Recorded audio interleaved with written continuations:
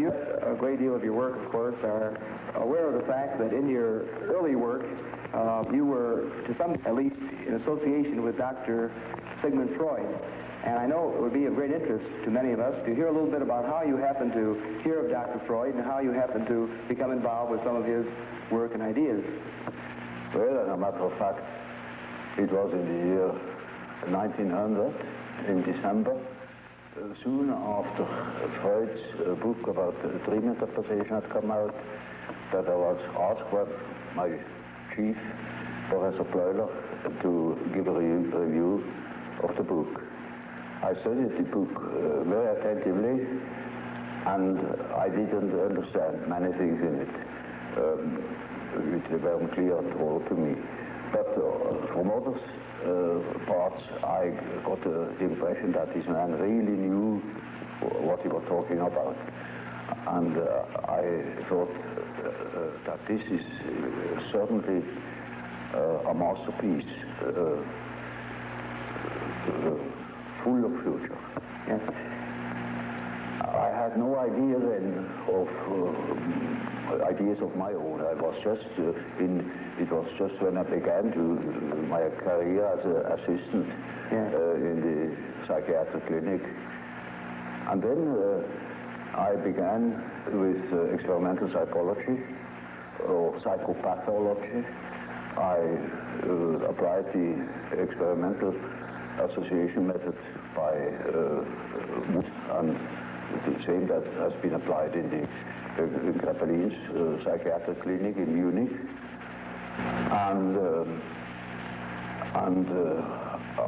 I had the results, and that there is a reaction, a certain reaction to a stimulus world. That is more or less uninteresting. But the interesting thing is why people could not react to certain stimulus worlds, or in an entirely inadequate way. And then I began to study these places in the experiment where the attention or the capability, apparently, of the test person began to waver or to disappear.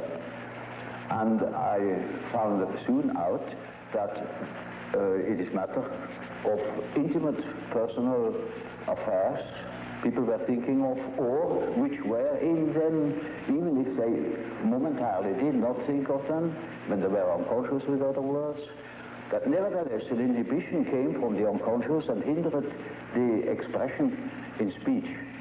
Yes. And then I, in examining all these cases as carefully as possible, I saw that it was matter of what Freud called repressions. Yes. I also saw what he meant by symbolization. And then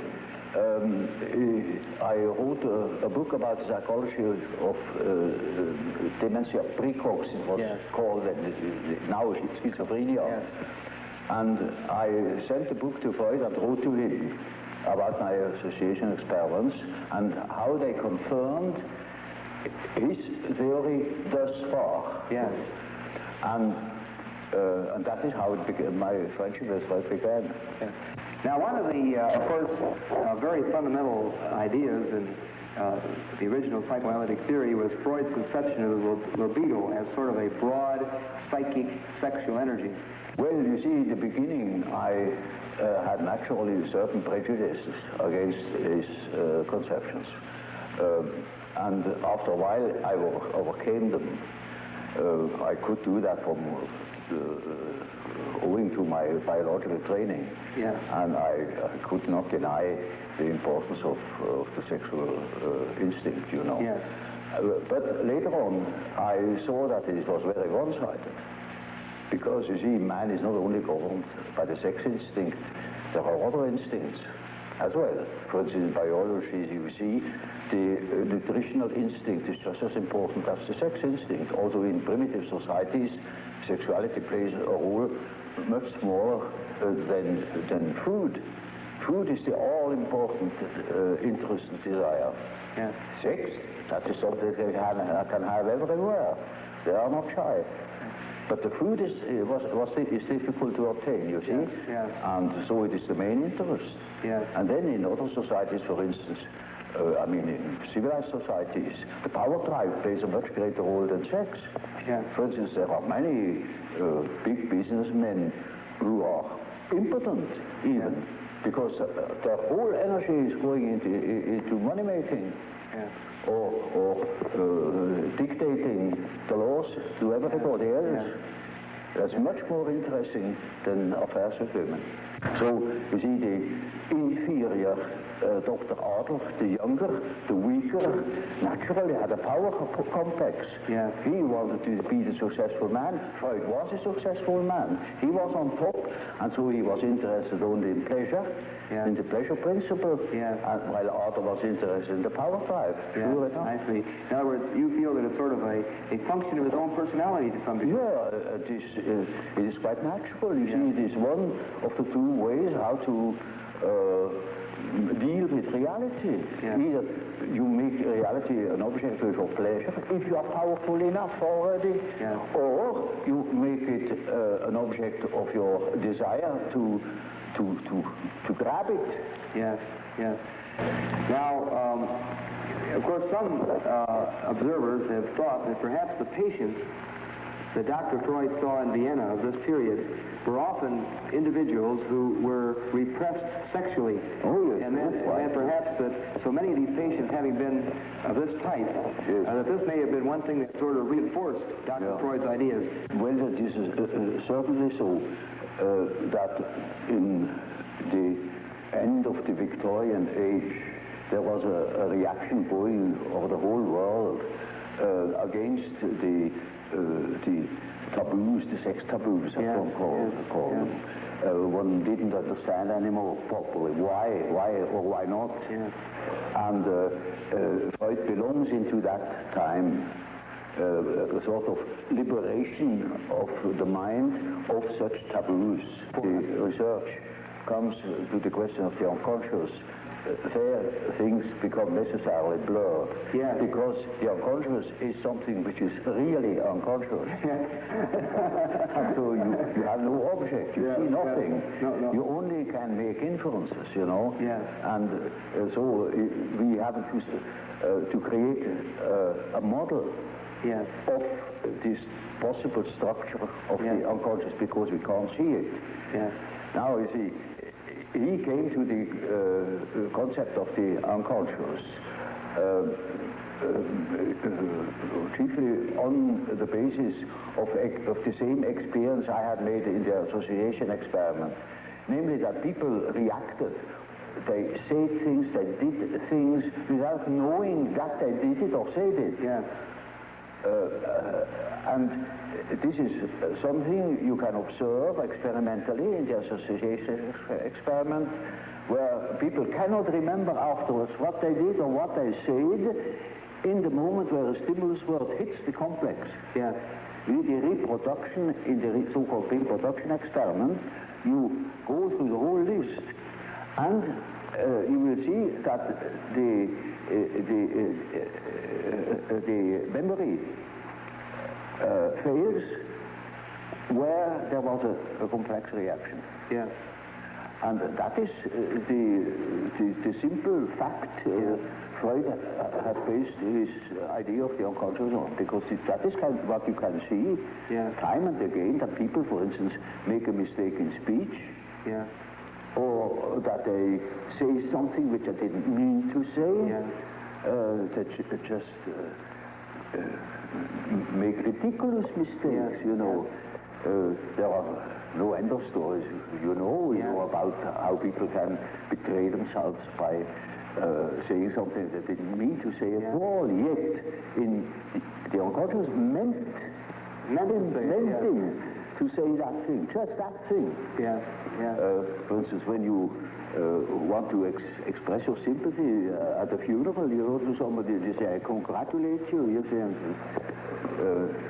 that's pretty painful, you know, but that happens, and it is true. Now, this is something that goes parallel now with the whole school of the Salpêtrière. in Paris. There was Pierre Janet, who has worked out that side of the unconscious reactions quite particularly. Yes. Now Freud refers very little to Pierre Janet. Well, I have studied with Pierre Janet in Paris, yes. and he has formed my ideas very much. He was a first-class observer, though he had no dynamic theory about, no psychological theory. Yes. It was a sort of physiological theory yes. Of the unconscious phenomena as a so-called abaissement du niveau mental. Yes. That means a certain depotentiation of the tension of consciousness. Yes. It sinks below the level of consciousness and thus becomes unconscious. Yes. Now, that is Freud's view too. Yes. Only he says it sinks down because it is helped, it is repressed yes. from above. Yes. Yes. Then that was my first point of difference with Freud. Yes. I say there are cases, in my observation, where there was no repression from above, but the thing itself withdrew. Yes. Those contents that became unconscious had withdrawn all by themselves. Yes. They were not repressed. Yes. On the contrary. Yes. Yes. They have a certain autonomy. There I discovered the concept of autonomy. Yes. And that these contents that disappear have the power to move independently from my will. Either they appear when I want to say something definite, they interfere and say and speak themselves instead of what I wanted to say. Yes. Or they make me do something which I didn't want to do at all. Or they withdraw in the moment where I want to use them. Yes. They suddenly disappear. One of the most extreme views that we have, or one of the very men that you knew around Dr. Freud, we mentioned a moment ago, Otto Rank. He spoke of the birth trauma. He said the actual trauma of being born would leave a very powerful impact on the ego and show itself throughout the life of the person. Yeah, I should say this is very important for an ego, that it is born. Otherwise it wouldn't be.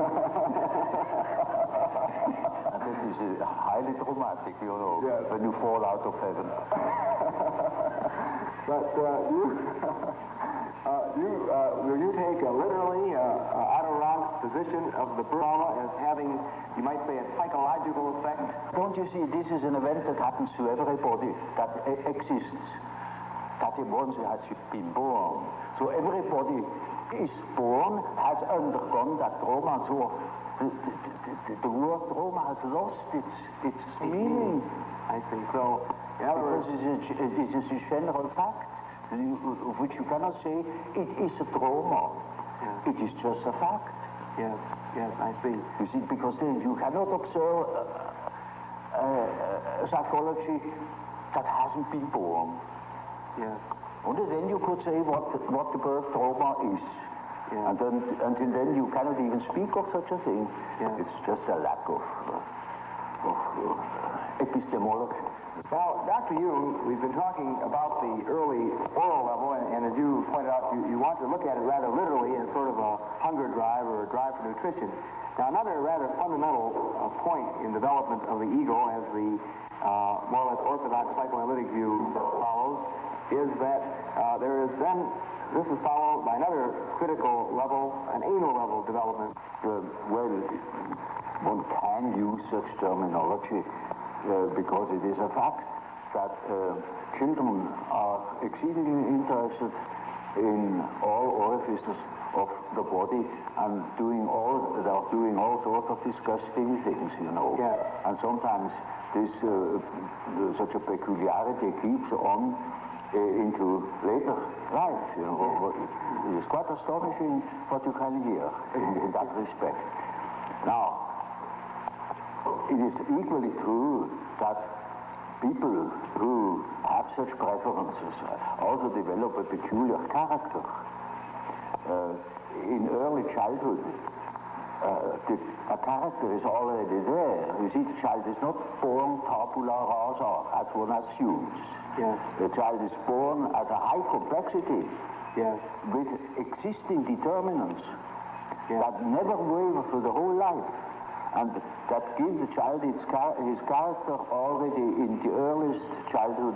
A mother recognizes an individuality of her child, and so if you observe carefully, you see the tremendous difference even in very small children. And these peculiarities express themselves in every way. So first, the peculiarities express themselves in all childish activities, in the way how it plays, in the things it is interested in. There are children who are tremendously interested in all moving things, and in movement chiefly. Yeah. All the things they see that affect the body. And so they are interested in what the eyes do, what the ears do, how far you can bore into the nose with your finger, you know. They will do the same with their anus. They will do with their whatever they please with their genitals, you know. These interests express themselves in a typically childish way in children, and later on they express themselves in other peculiarities. Yeah, which are still the same, but it doesn't come from the fact that they once have done such a thing in childhood. Yeah. It is the character that is doing it. Yeah. There is a definite inherited complexity, and if you want to know something about possible reasons, you must go to the parents. So in any case of child's neurosis, I go back to the parents and see what there is going on, you know, because children have no psychology of their own, literally taken. They are so much in the mental atmosphere of the parents, so much en participation mystique with the parents. Yes. They are imbued by the paternal or maternal atmosphere, and they express these influences in their childish way. Yeah. So, for instance, a child, take for instance an illegitimate child, they are particularly exposed to environmental difficulties, for instance, the misfortune of the mother, etc., and all the complications. And such a child will miss, for instance, a father. Yeah. Now, in order to compensate for it, it is just as if they were choosing or nominating a part of their body for a father instead of the father, and they develop, for instance, masturbation. Yeah, yeah. That is very often so with illegitimate children, that they become terribly autoerotic. Yes. Yeah. Even criminal. One of the central parts of the so-called psychosexual development in the more or less orthodox psychoanalytic theory is the so-called Oedipus complex. Yes, yes, I believe the term complex was yours originally. Well, that is just what I call an archetype. That is the first archetype Freud has discovered. The first and the only one. He thinks that this is the archetype. Of course, there are many such archetypes. You look at Greek mythology and you find it. Any amount of them, or look at dreams and you'll find any amount of them.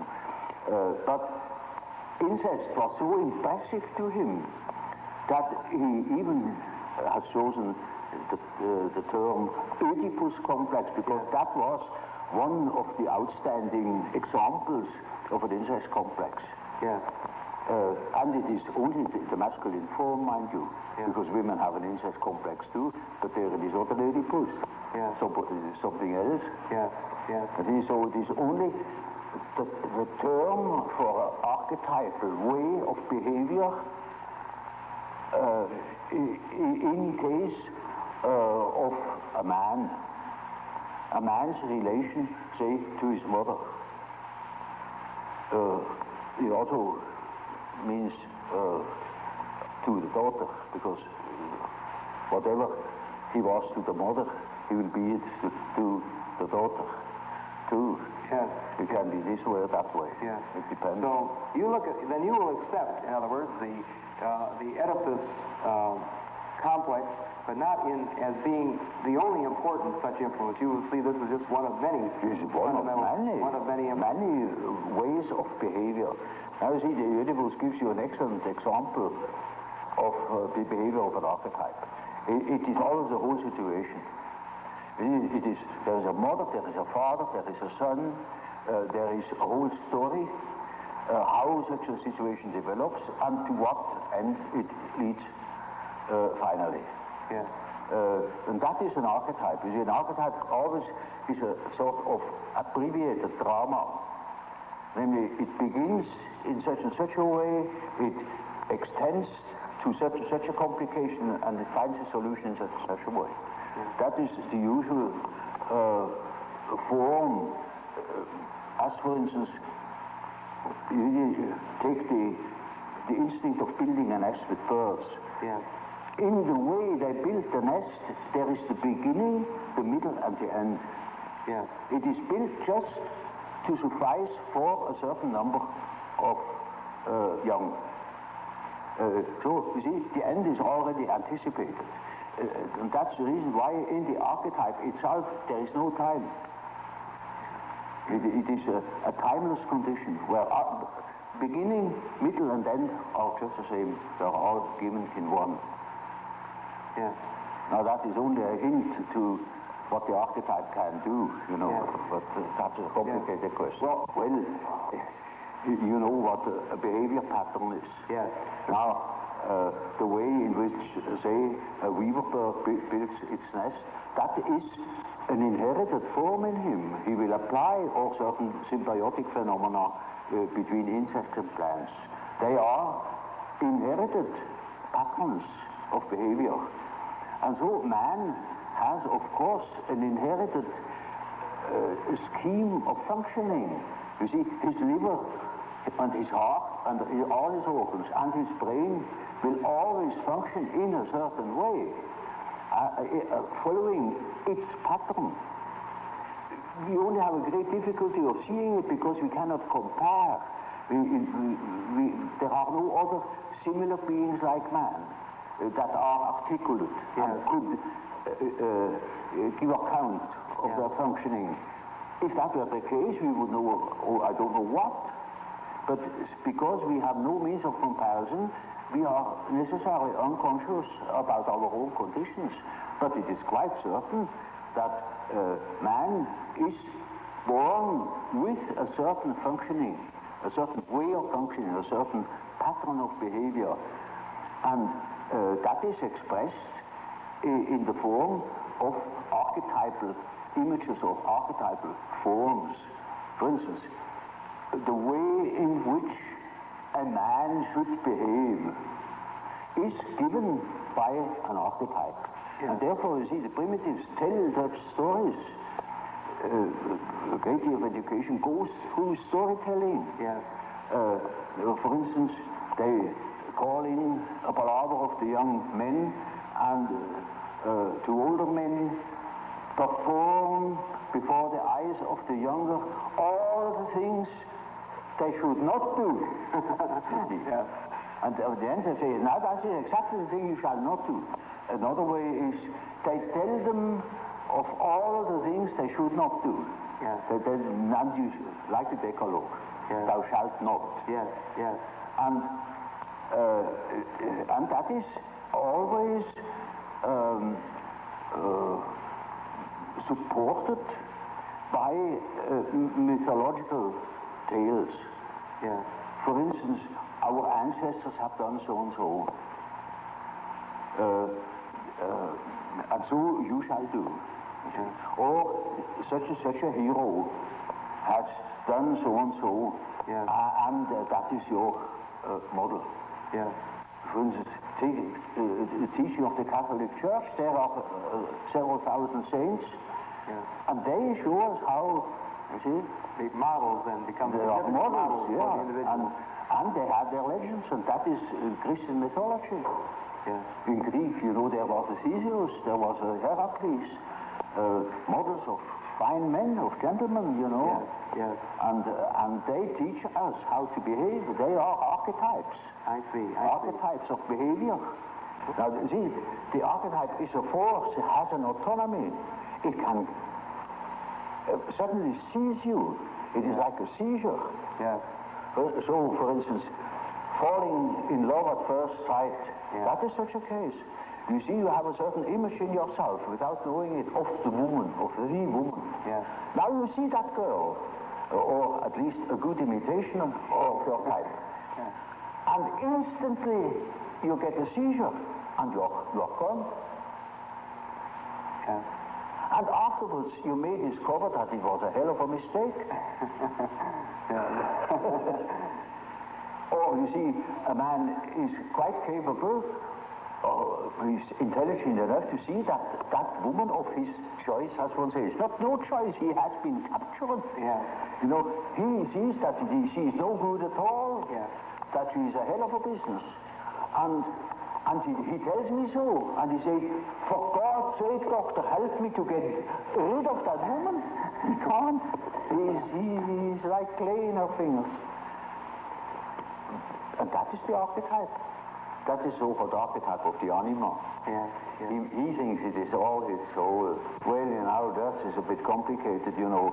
The anima is an archetype form expressing the fact that a man has a minority of feminine or female genes. Yeah. And that is something that doesn't disappear in him. That is constantly present. And it works as a female in a man. Therefore, already in the 16th century, the humanists have discovered that man has an anima. I see. And that each man carries his female with himself, they say it. Yeah. And so you that is not a modern invention. Yeah. So now you see, the same is the case with the animus. That is a masculine image in a woman's mind, which is not sometimes quite conscious, sometimes it is not conscious, but it is called into life the moment that woman meets a man who says the right things. I see. And then because he said it is all true, and he is the fellow. Yeah. No matter what he is. Yeah. So, those are particularly well-founded archetypes, those two. And there you can lay hands on the basis, as it were, of the archetype. They are exceedingly well defined. Well, Dr. Jung, we have been discussing in some detail some of the factors in the development of the personality of the individual, and you have very kindly elaborated for us on some of your fundamental concepts. I wonder if you would mind telling us a little bit about how you construe this term, persona. Well, this is a practical concept we need in elucidating people's relation. I noticed with my patients, particularly with people that are in public life, that they have a certain way of presenting themselves. For instance, take the doctor. He has a certain way. For instance, he has good bedside manners, and he behaves as one expects a doctor behaves. He may even identify himself with it and believe that he is what he appears to be. Yeah. He must appear in a certain form unless people don't believe that he is a doctor. And so when he is a professor, he's also supposed to behave in a certain way so that it is plausible that he is a professor, you know. So the persona is partially the result of the demands society has. And on the other side, it is a compromise with what one likes to be, or with what, or as one likes to appear. Say. Yeah. Take, for instance, a parson. He also has his particular manner, and as corresponding to the general expectation, and he behaves also in another way, combined with his persona that is forced upon him by society in such a way that also his fiction of himself, his idea about himself, is more or less portrayed or represented. So the persona is a certain complicated system of behavior which is partially dictated by society and partially dictated by the expectations or the wishes one nurses oneself. Yes. Now, this is not the real personality, in spite of the fact that people will assure you that that is all quite real and quite honest, yet it is not. Yes. Now, such a performance, or say, the performance of the persona is quite all right as long as you know that you are not identical with the way in which you appear. Yes.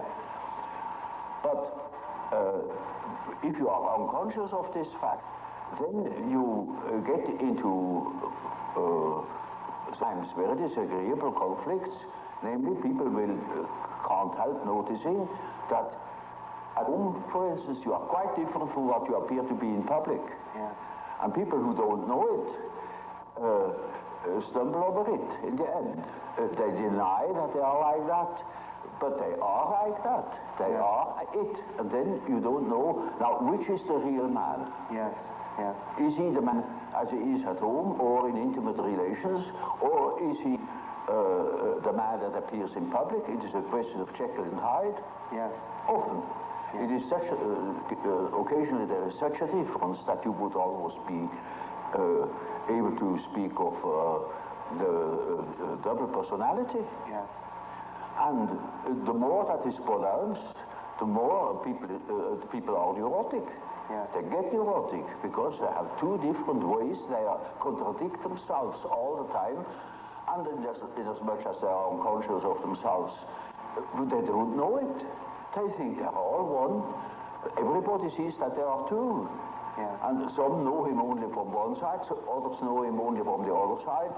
And then there are situations that clash, because the way you are creates certain situations with people in relations, and these two situations don't chime in. They are just dissonances. Yes, yes. And the more that is the case, the more the people are neurotic. Now, you also use the term self. Yes. Now, the word self, then, would this have a different meaning than, say, ego? Oh, yes, quite, oh, yes. You see, when I say self, then you mustn't think of I myself, because that is only your empirical self, and that is covered by the term ego. Ego, yes. But when it is matter of the self, then it is matter of a personality that is more complete than the ego, because the ego is only consists of what you are conscious of. Yes, yes. Your awareness. Yeah, what you know to be yourself. Yes. The whole personality of man is indescribable. Yeah. His consciousness can be described. His unconscious cannot be described, because the unconscious, as I must repeat myself, is always unconscious. Yeah. And it is really unconscious. It really does not know it. Does not know about it. And so we don't know our unconscious personality. We have hints. We have certain ideas, but we don't know it really. Nobody can say where man ends. That is the beauty of it, you know. Yeah. It's very interesting. Yeah. The unconscious of man can reach God knows where. There we are going to make discoveries. Yeah, yeah. Now, another set of ideas center around the terms introversion and extroversion. It is simply practical, because there are certain people who definitely are more influenced by their surroundings than by their own intentions.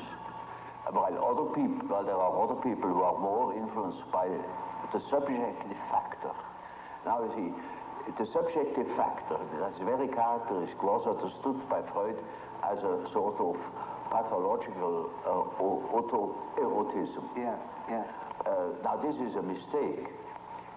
You know, the psyche has two conditions, two important conditions. The one is the environmental influence, yes, and the other is the given fact of the psyche as it is born.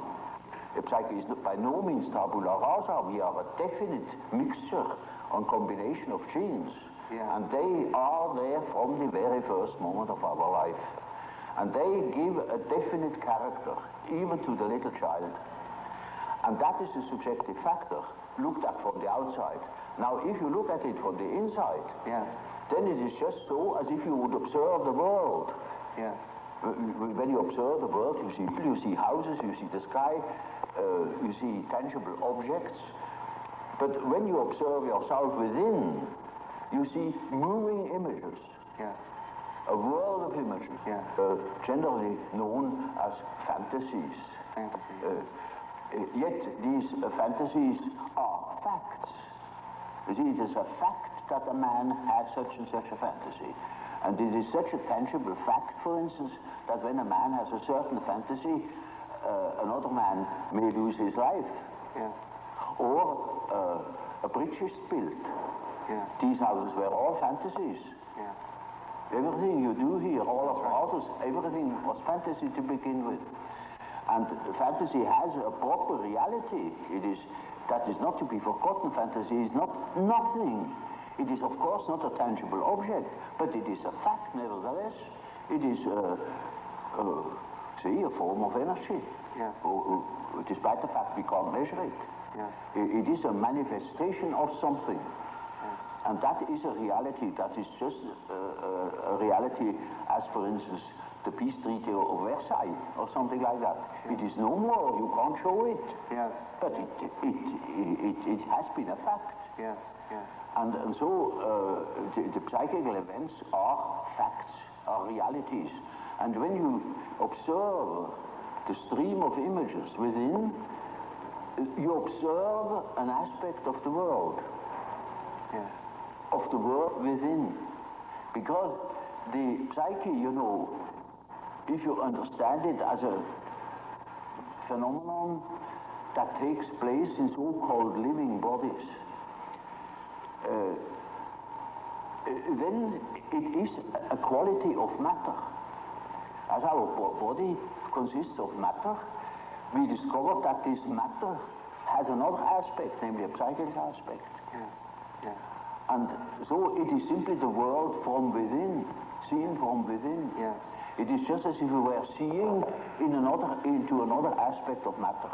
And so, you see, the man who is going by the external world, by the influences of the external world, say society or perceptions, sense perceptions, thinks that he is more valid, you know, because this is valid, this is real. And the man who goes by the subjective factor is not valid because subjective factor is nothing. Yeah. No, that man is just as well based because he is bases himself upon the world from within. Yeah. And so he is quite right, even if he says, oh, there's nothing but my fantasy, you know. Yeah. And of course that is the introvert. And as the introvert is always afraid of the external world, he will tell you, when you ask him, he will be apologetic about it. Yeah. He will say, of course, yes, I know, only my fantasies. And he has always a resentment. And as the world in general, particularly America, is extroverted like hell, the introvert has no place. Yeah. Yeah. Because he doesn't know that he beholds the world from within. Yeah. And that gives him dignity, and that gives him certainty, because it is, nowadays particularly, the world hangs on a thin thread. Yeah. And that is the psyche of man.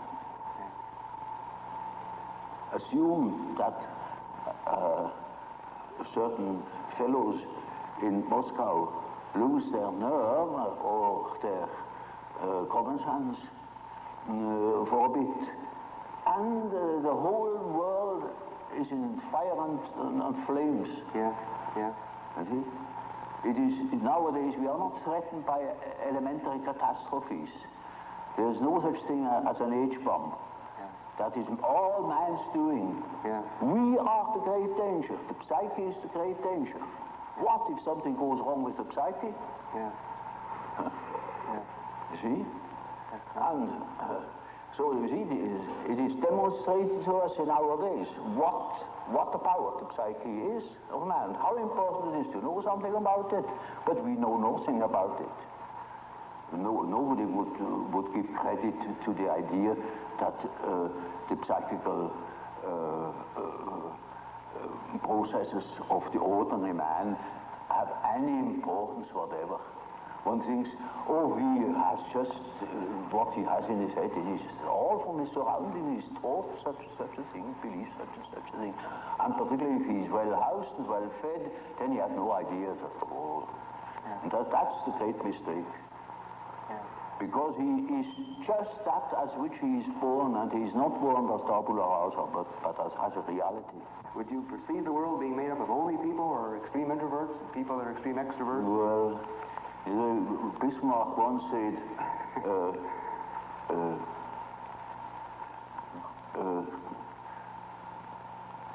God may protect me against my friends.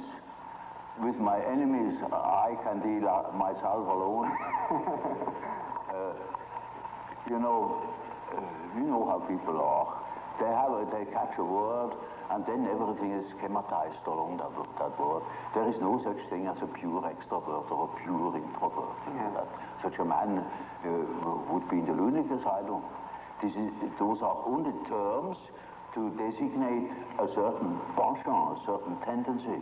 For instance, the tendency to be more influenced by environmental influences or more influenced by the subjective factor. That's all. Yeah. And you see, there are people who are very well balanced and are just as much influenced from within as they are from without, or just as little. Yes. And so with all the finer classifications, you know, they are only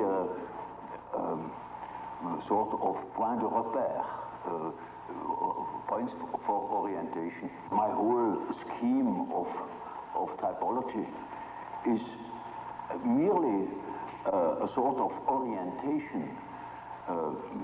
Namely, there is such a factor as introversion, there is such a factor as extraversion. The classification of individuals means nothing at all. This is only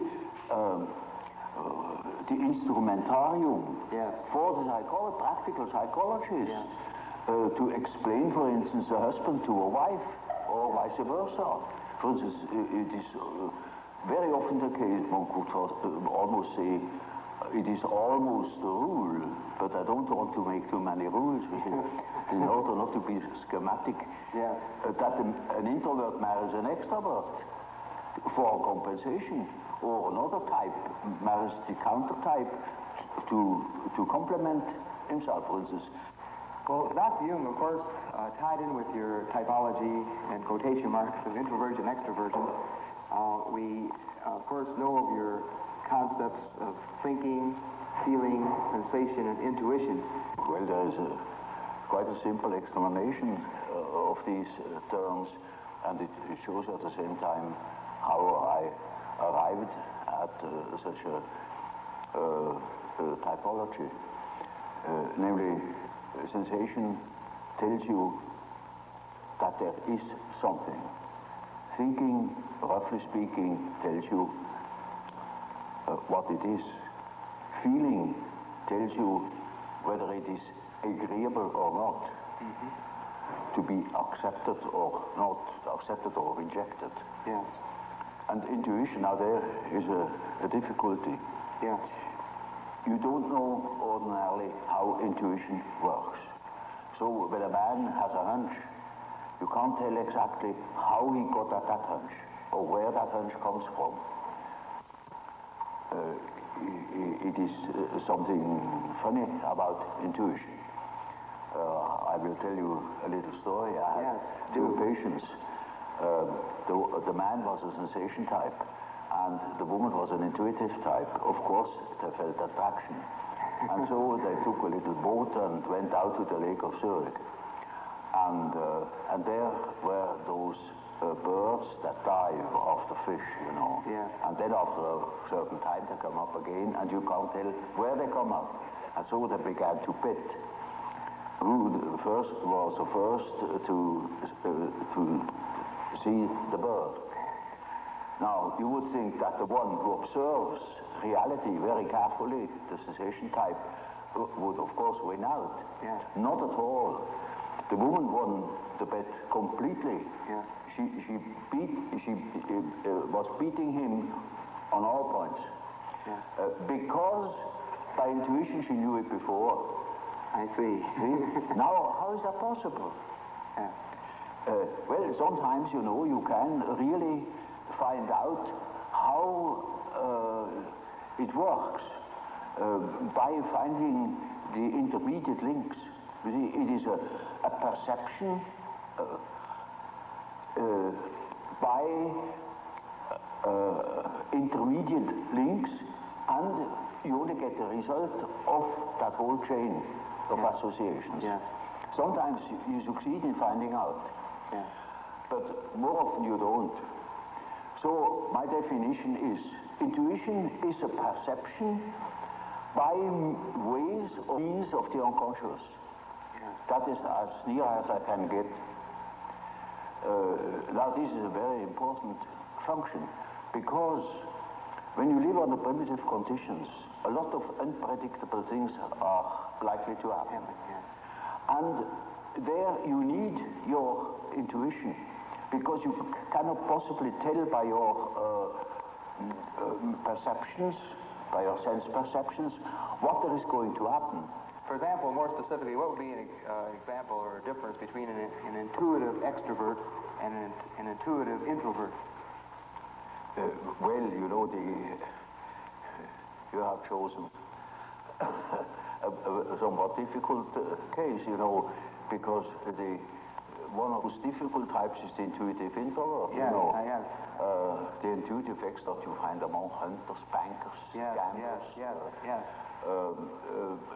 That is quite understandable. Yeah. But the introvert the introverted variety is more difficult, because he has intuitions as to the subjective factor, namely the inner world. Yeah. And of course that is now very difficult to understand, because what he sees are most uncommon things, and he doesn't like to talk of them if he's not a fool, because he would spoil his own game by saying what he sees, because people won't understand it. Yeah. For instance, once I had a young woman, about 27 or 8, and her first words were, when I had seated her, he said, "You know, doctor, I come to you because I have a snake in my abdomen." I said, "What?" He said, "Yes, a snake, a black snake, coiled up right in the bottom of my abdomen." And I must have made a rather bewildered face at her. And she said, "You know, I don't mean it literally, but I should say it was a snake. It was a snake." Now, you see, our further conversation a little later was that she said, that was about in the middle of our treatment, that only lasted for 10 consultations. She had foretold me, "I come 10 times, and then it's all right." I said, "How do you know?" "Oh, I got a hunch," she said. Yeah. And really, about the 5th or 6th hour, she said, "Doctor, I must tell you, the snake has risen. It is now about here." hunch. And then on the 10th day, I said, now, this is our last hour. And do you feel cured? And she said, beaming, she said, you know, this morning, it came up and came out of my mouth, and the head was golden. And those were her last words. Now, you see, that same girl, when it comes to reality, she came to me because she couldn't hear the step of her feet anymore. Yeah. Because she walked on air. Yeah. Literally. Yeah. She couldn't hear it, and that frightened her. And when she came to me, I asked her for her address. And then she said, oh, pension so-and-so. Well, it is not just called pension, but it is a sort of pension. And it is, I never had heard of it. Yeah. And I said, no, I'm curious, I never have heard of that place. Well, it's a very nice place, he said. Curious enough, only young girls there, very nice and very lively young girls. And they had a merry time, and often wish they would invite me to their merry evenings. And I said, but they amuse themselves all alone. Said, oh no, there are plenty of young gentlemen coming in, and they have a beautiful time, but they never invite me. It turned out that it was a private brother. Yes. And she was a perfectly decent girl, you know, of a very good family. Not from here. She had found that place, I don't know how. And she was utterly unaware that those were all prostitutes. I said, for heaven's sake, you fell into a very dark place. You hastened to get out of it. You see, that was her sensation. Yeah. She didn't see reality, but she had hunches like anything, and they came off. Yeah. Now, you see, such a person cannot possibly speak of her experiences. Yes. Because everybody would think she's absolutely crazy. Yeah. I myself was quite shocked when I thought, for heaven's sake, is that case a schizophrenia? Yeah. Because you don't hear that kind of speech. Right. But she assumed that the old man, of course, knows everything, and he even doesn't understands such kind of language. So you see, if when the intuitive, the introverted intuitive would speak what he really perceives, then practically nobody would understand it. He would be misunderstood. And so they learn to keep things to themselves. And you hardly ever hear them talking of these things. That is the great disadvantage. But it is an enormous advantage in another way. Not to speak of the experience they gather in that respect, but also in human relations. For instance, they come into the presence of somebody they don't know. And certainly they have inner images. And those inner images give them a more or less complete information about the psychology of the partner. Yeah. You know, that is, but the case can also happen that they come into the presence of somebody who they don't know at all, not from Adam. And they know an important piece out of the biography of that person. Yes. Yes. And are not aware of it. And tell the story. Yes. And then the cat is in the fire. Yeah. That's right. You see? So the introverted intuitive has in a way a very difficult life, although one of the most interesting lives. Yes. But it is difficult often to get into their confidence. It's just a sort of a skeleton to which you have to add the flesh, or say it is a country mapped out, you know, by triangulation points. And that doesn't mean the country consists of triangulation points. Yeah. That is only in order to have an idea of the distances. Yeah. And so it is a means to an end. It only makes sense, such a scheme, when you deal with practical cases. Well, I told you that case of that intuitive girl, who certainly came out with the statement that she had a black snake in the bed. Well, now, that is a collective symbol. That is not an individual fantasy. That is a collective fantasy. That is well known in India. For instance, she has nothing to do with India, but we have it too. It was generally human, but it's entirely unknown. So that I, even in the first moment, thought perhaps she's crazy. But she was only highly intuitive. It is in India known. It is the basis of a whole philosophical system of Tantrism. This is Kundalini. Kundalini certain. I see. You see? And that is something known to some few specialists. Generally, it's not known that we have a certain in the abdomen. But that is a collective, you see, that is a collective dream or a collective fantasy. It may be, you know, that what the unconscious has to say is so disagreeable that one prefers not to listen. And in most cases, people would be probably less neurotic if they could admit the things. Because these things are always a bit difficult or disagreeable or inconvenient or something of the sort. So there is always a certain amount of repression, but that is not the main thing. The main thing is that they are really unconscious. And you see, if you are unconscious about certain things that ought to be conscious, then you are dissociated. And then you are a man whose left hand never knows what the right is doing. And counteracts or interferes with the right hand. Now such a man is hampered all over the place. Then we have the problem. That is the problem for an intellectual man. And then I say, now, you see, you don't know, you have no answer. I have no answer. Now what are we going to do? I say, now we must see what you dream. Because the dream is a manifestation of the unconscious side. Now you never have heard of the unconscious side. So I must explain to him that he has an unconscious, and that the dream is a manifestation of it, and if we succeed in analyzing the dream, we might get an idea about that power that makes him think like that.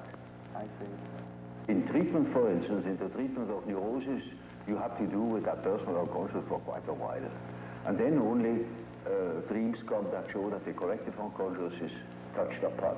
Now, as long as there is material for personal nature, you have to deal with the personal unconscious.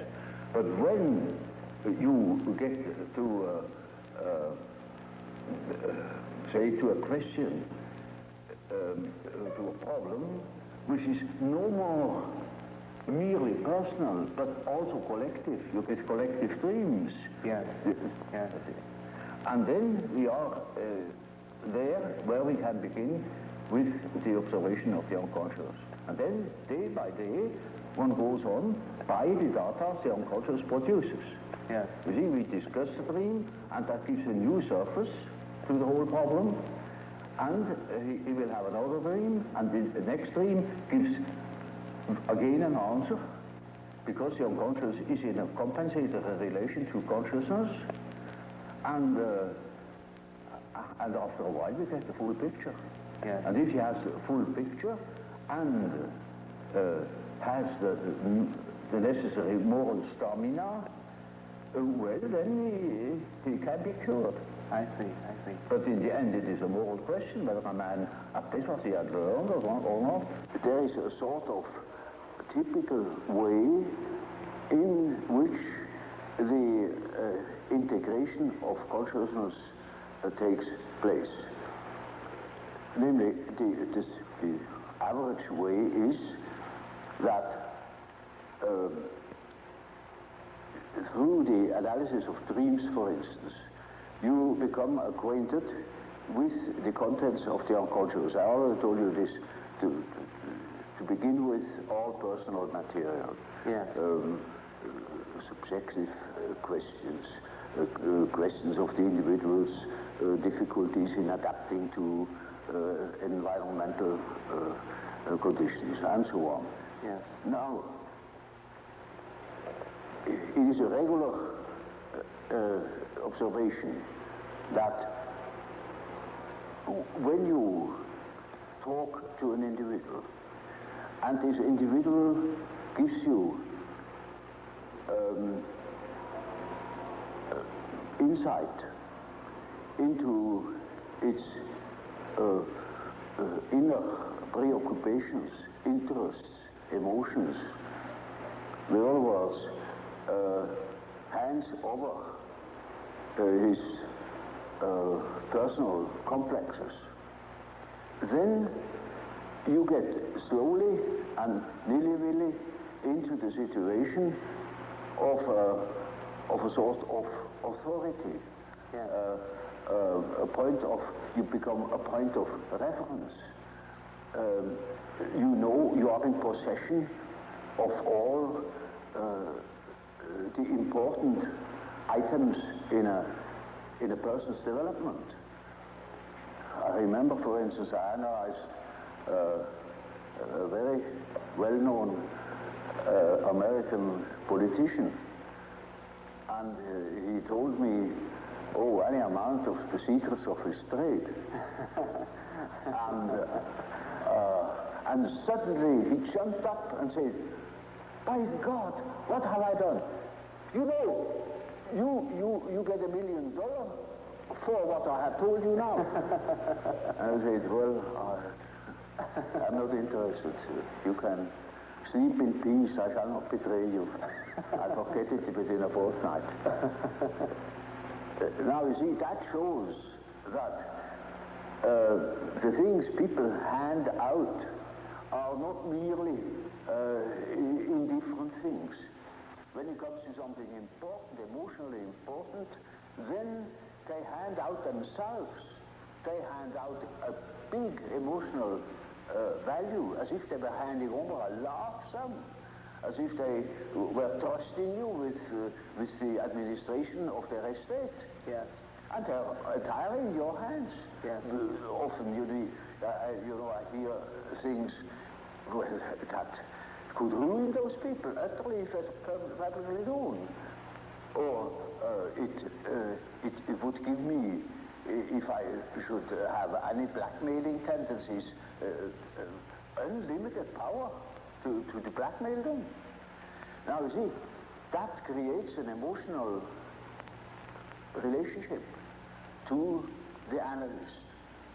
And that is what Freud called the transference. Yes. Which is a central problem of analytic psychology.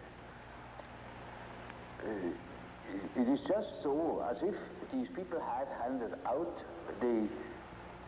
their whole existence, and that can have very peculiar effects upon the individual. Either they hate you for it or they love you for it. Yeah. But you are not indifferent to them. And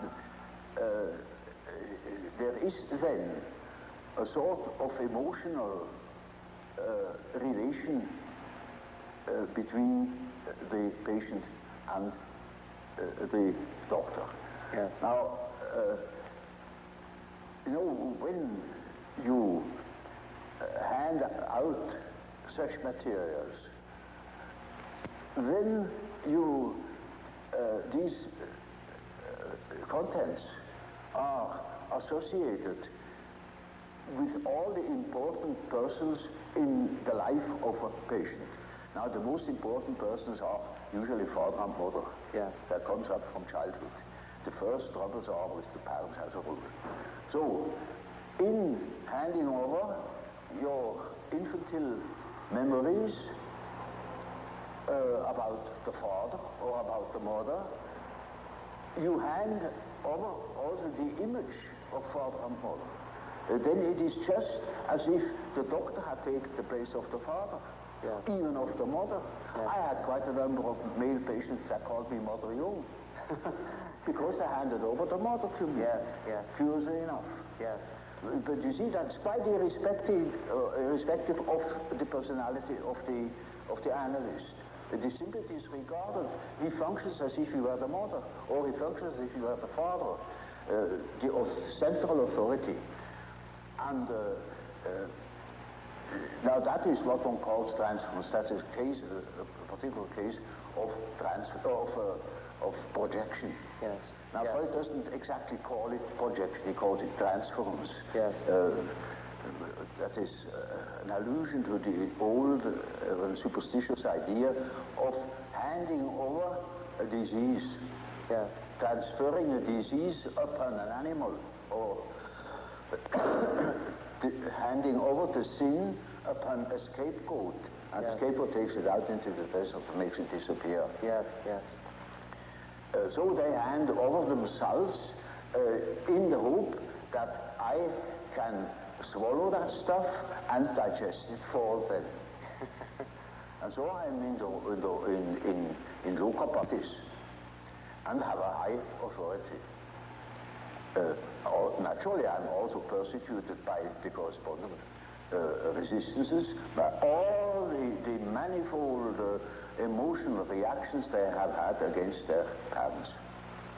Now, that is the stuff you have to work through first in analyzing the situation, because a patient in such a condition is not free. He's the slave. He's utterly dependent upon the doctor, like a patient with an open abdomen on the operation table. Yes. He is in the hands of the surgeon for better or worse. And so the thing must be finished. And so we had to work through that condition in the hope that we arrive in a situation where the patient is able to see that I'm not the father or not the mother, that I am an ordinary human being.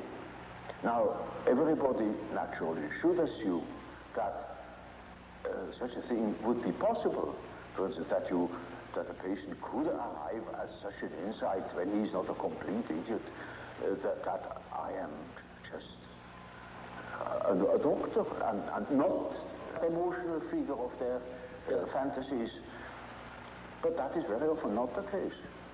So I had a case that was an intelligent young woman. She was a student of philosophy, very good mind, where one could expect easily that she would see that I am not the parental authority. But she was utterly unable to get out of this delusion. And in such a case, one always has recourse to the dreams. It is just as if one would ask the unconscious, now what do you say to such a condition? You see, she says within the unconscious, of course I know you are not my father, but I just feel like that, it is like that, I depend upon you. And I say, now we will see what the unconscious says. Now the unconscious produce dreams in which I really assumed a very curious role. You know, she was a little infant, she was sitting on my knees, I held her in my arms, I was a very tender father to the little girl, you know, and more, her dreams became emphatic in that respect, namely that I was a sort of child, and she is a very little, frail human thing, you know, and quite a little girl in the hands of an enormous being. And the last dream of that series was, I cannot tell you all the dreams, was that it was out in nature. I stood in a field of wheat, an enormous field of wheat that was ripe for harvest. And I was a child, and I held her in my arm like a baby.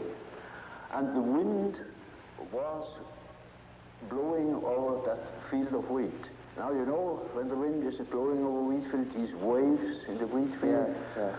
And with these waves, I swayed like that, putting her as if it were to sleep, you know. And she felt as being in the arms of a god, of the Godhead. And I thought, now the harvest is ripe. And I must tell her. And I told her, you see, what you want and what you project into me, because you are not conscious of it, is you have the idea of a deity. You don't possess. Therefore, you see it in me. Yes. That clicked. Because, you know, she had a rather intense religious education. Of course, it all vanished later on. Yeah. And something disappeared from her world. Her world became merely personal, and that religious conception of the world was non-existent, apparently. But, you see, the idea of a deity is not an intellectual idea. It is an archetype. It's an archetypal idea. Therefore, you find it practically everywhere under this or another name. You know, even if it has the name Mana, it is an all-powerful, extraordinary effect or quality, even if it's not personal at all. And so she suddenly became aware of an entirely heathenish image. Yes. That comes fresh from the archetype. She had not the idea of a Christian God or of an Old Testament Yahweh. It was a heathenish God. You see, a God of nature, of vegetation. He was the wheat himself. He is the spirit of the wheat, the spirit of the wind. And she was in the arms of that Newman. No. Now, that is the living experience of an archetype. Now, that made a tremendous impression upon that girl, and instantly it clicked. She saw what she really was missing, that missing value, that was in the form of a projection in myself and made myself indispensable to her. Yes. And then she saw it is not indispensable, because it is, as the dream says, she is in the arms of that archetypal idea. Now that is a luminous experience, you see. And that is the thing that people are looking for. Yes. An archetypal experience that gives them an incorruptible value. In as much as she can realize such a luminous experience, she is able to continue her path, her way, her individuation. The acorn can become an oak and not a donkey. Nature will take her course. She will become that which she is from the beginning. Now, we think we are able to be born today and to live in no myth, without history.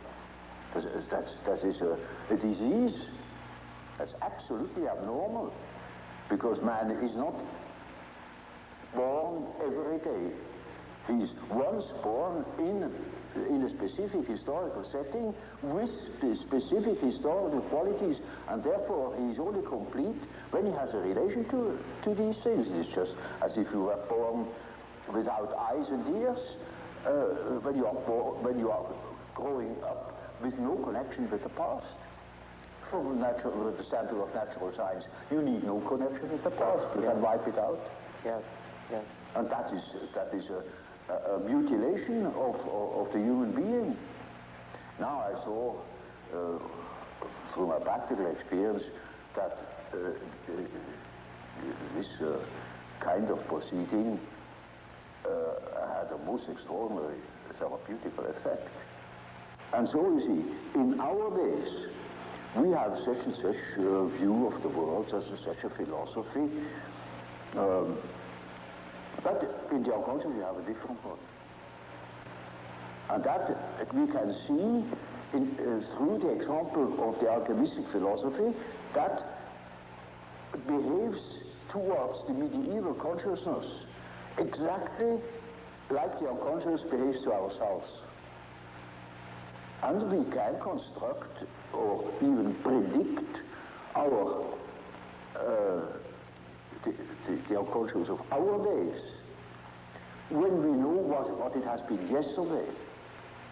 Now that is, with a few words, the development of my ideas.